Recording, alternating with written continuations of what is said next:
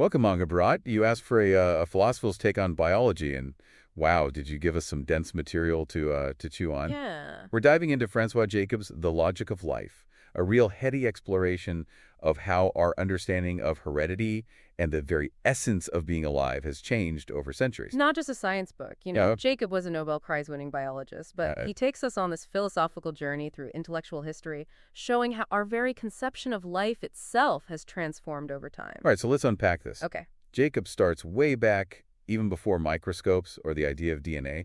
What did the logic of life even mean back then? Picture this, explaining a horse by its image on a coat of arms. Huh, That's how thinkers like Aldrovandus approached the natural world. okay. They saw a creature's essence as tied to symbolism, mythology, even its culinary uses.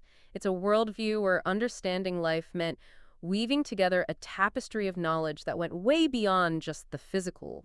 So it's less about anatomy and more about a creature's place in the grand scheme of things, almost like a cosmic filing system. Exactly. And this starts to shift with folks like Descartes and Newton, the rise of mechanistic thinking, the universe as a giant clockwork mechanism. Yeah. That totally revolutionized how we viewed life. So we're trading magic for gears and levers. Does this mean we lose that sense of wonder and the bigger meaning of it all? Not necessarily. It's more like a refocusing. The emphasis shifts to what we can observe and measure. Okay. This sets the stage for thinkers like Linnaeus and Tournefort and their obsession with taxonomy. Ah, yes, the rise of classification, trying to bring order to the chaos of the natural world by grouping plants and animals based on shared characteristics. Right, and while this was a huge leap forward, Jacob points out its limitations. It's like trying to understand a book by its cover art alone.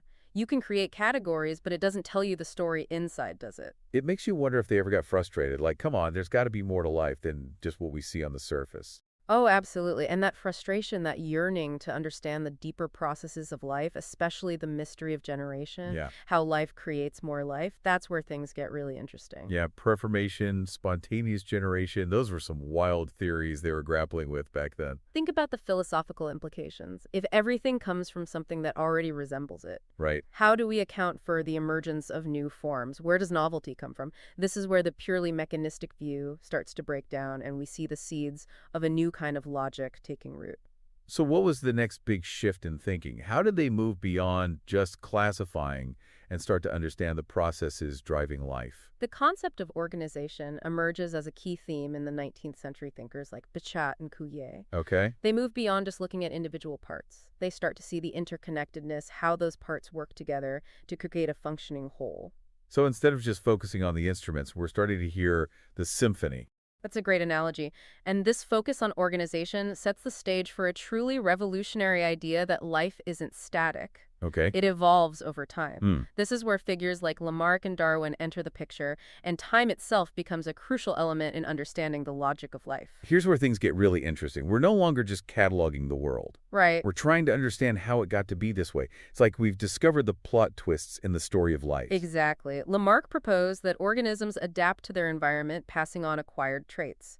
Then Darwin comes along and refines this with his theory of natural selection, this constant interplay between variation and environmental pressure that shapes which traits get passed on. Okay. And what's fascinating from a philosophical perspective is how this introduces chance and randomness as key players in the grand scheme of things. Okay, so we've gone from a world where everything had its predetermined place to one where chance plays a huge role. Right. That's got to mess with your sense of order. Darwin's tree of life, though, that image still suggests a kind of underlying connection, right? It does, and it highlights another profound shift in thinking: the rise of the statistical revolution. In the late 19th century, thinkers like Boltzmann and Gibbs start applying statistical thinking to understand complex systems. Suddenly, evolution isn't just about individual giraffes stretching their necks, it's about populations shifting over generations due to chance variations and the pressures of natural selection. Okay, so even with randomness, there are still underlying patterns at play. Does that mean we can predict where evolution is headed? That's a great question, and one that continues to spark debate. But before we get there, there's another crucial piece of the puzzle that Jacob highlights: the emergence of genetics. Mendel and his pea plants. Finally, we're starting to understand inheritance at its most fundamental level. Exactly. But what's fascinating is that Mendel's work, while groundbreaking, was largely ignored for decades. It's a reminder that scientific progress isn't always linear. Sometimes the world just isn't ready for a new idea. It makes you wonder how many other brilliant insights are just waiting to be rediscovered, right? So we've got this statistical view of evolution, and now the nuts and bolts of heredity with genetics.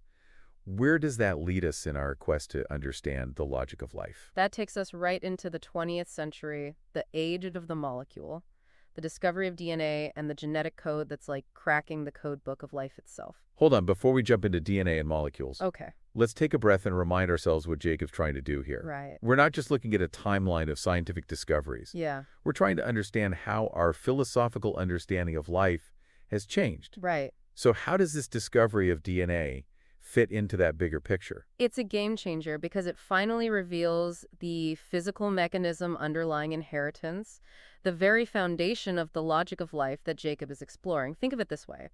If DNA is the language genes, are the sentences, the instructions for building and running a living organism. Okay, I'm starting to see how this all connects. From mystical beliefs to the intricate dance of molecules, it's mind-blowing how far our understanding has come. But where do we go from here?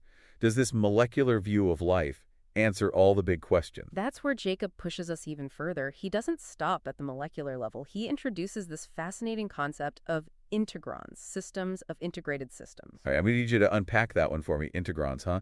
Sounds a bit like something out of science fiction. Don't worry, it's not as complicated as it sounds. Just think about it. Okay. Just as molecules come together to form cells, cells form tissues, tissues form organs, and so on, all the way up to organisms and even ecosystems. These are all examples of integrons, layers of complexity built upon each other. So it's about linking the molecular level to the bigger picture of life, even to things like human societies. Exactly. And that's where Jacob takes us next. He challenges us to consider the interconnectedness of everything, to see the logic of life operating at all these different levels.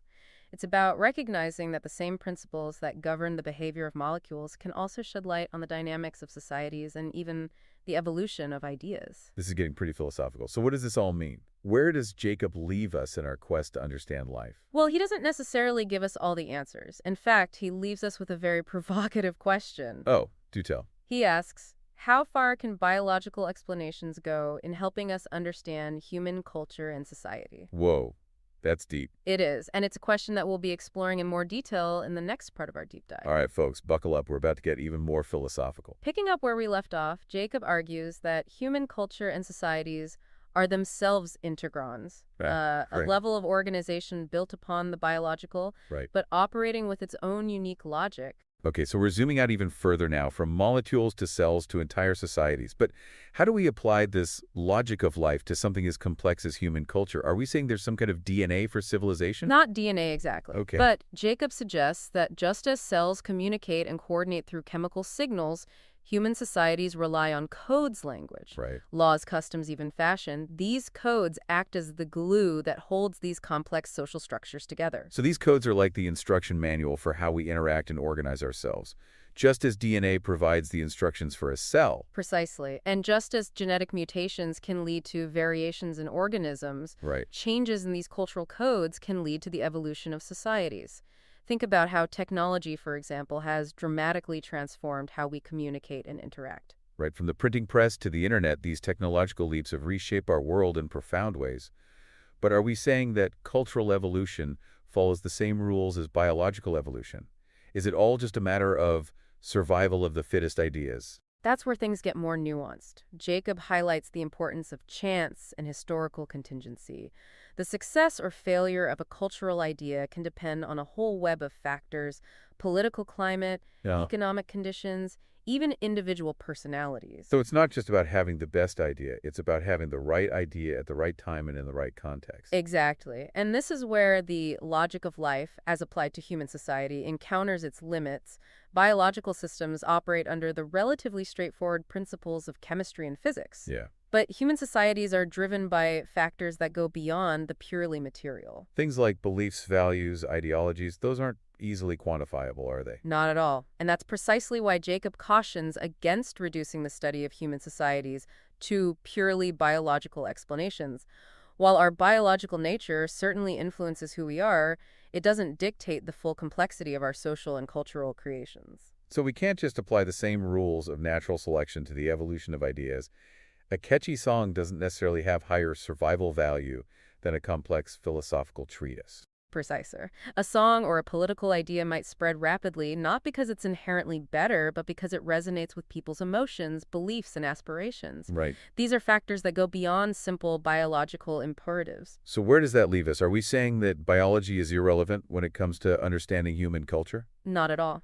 What Jacob is suggesting is a more nuanced approach. Okay. He sees biology as providing the foundation, Right. the raw material upon which human culture and society are built, Uh-huh. but he recognizes the emergence of new principles and forces that operate at these higher levels of organization. Okay, so it's not about reducing everything to biology, but about understanding the interplay between our biological nature and the unique characteristics of our cultural and social worlds. Exactly. And this raises some really important questions. For example, if we accept that human culture has its own logic, Yeah, how do we account for the diversity of cultures throughout history and around the world? that's a big one. What makes some cultures thrive while others disappear? What are the forces that drive these cultural shifts? And can we even talk about progress when it comes to culture? And thinking back to Darwin's Tree of Life, Right. can we apply a similar concept to understand the interconnectedness and evolution of different cultures? Is there a kind of cultural phylogeny that mirrors the branching patterns of biological evolution? We've gone from coats of arms to genes to entire societies. This is getting mind-bogglingly complex. It is, but that's the beauty of Jacob's work. He's not just giving us a history of science. Right. He's challenging us to think about life itself in all its glorious complexity. All right, folks, we've covered a lot of ground here, but we're not done yet. There's one final piece of the puzzle that Jacob introduces. Right. Something that might just hold the key to understanding the logic of life in its fullest sense. And that, my friend, is what we'll be exploring in the final part of our deep dive. Stay tuned. All right, so we've explored how this logic of life shapes everything from tiny cells to entire societies. It's been quite a journey. It has. And Jacob leaves us with one final, incredibly thought-provoking concept. Okay. The idea of the limits of biological explanation. Wait, so after this whole deep dive, we're hitting a wall. Not a wall, but a horizon. Okay. Jacob acknowledges that as we move up these layers of complexity from molecules to cells to organisms to societies, Right. new principles emerge that aren't fully captured by the laws of biology alone. So what's missing? What lies beyond the reach of biology? Well, think about it. Can we explain the beauty of a symphony or the moral implications of a political decision solely in terms of genes and proteins? No, not really. There's something about human experience, about consciousness and meaning-making that seems to transcend the purely material. Like those things exist on a whole other plane. Exactly. Jacob argues that while our biological nature provides the foundation, Right. it doesn't fully account for the richness and complexity of human culture ethics and creativity. So where do we go from here? If biology can't explain everything, what tools do we need to understand these higher levels of human experience? That's where things get really interesting. Jacob doesn't lay out a clear-cut answer, but he Yep. opens the door to a whole new realm of inquiry. He suggests we need to consider perspectives from fields like philosophy, history, anthropology, even art. So it's not about abandoning science, but about expanding our toolkit, bringing in different ways of knowing and understanding the world. Precisely. It's about recognizing that the logic of life isn't confined to the laboratory. It's woven into the very fabric of our existence, expressing itself in countless ways. From the intricate dance of molecules to the grand narratives we create about ourselves and the universe. We've been looking at life through a microscope, and now Jacob's saying, hey, step back and take in the whole view. And what a view it is, full of wonder, mystery, and endless possibilities. It's almost poetic, isn't it? This quest to understand life is a journey that never truly ends. It doesn't. And that's perhaps the most important takeaway from the logic of life. Jacob reminds us that science isn't about finding all the answers. It's about embracing the questions, the unknown, the ever-expanding horizon of knowledge. It's about that childlike sense of awe and curiosity, the drive to keep exploring, keep questioning, keep searching for deeper meaning. And it's a journey we all share, whether we're scientists, artists, philosophers, or simply curious individuals. We're all part of this grand experiment called life. From mystical beliefs to the intricate dance of molecules, our deep dive through the logic of life has been quite a ride. It has, and as Jacob so eloquently reminds us, the quest to understand life in all its complexity and wonder is never truly finished. So keep exploring, keep questioning, and keep diving deep. Until next time, my brat.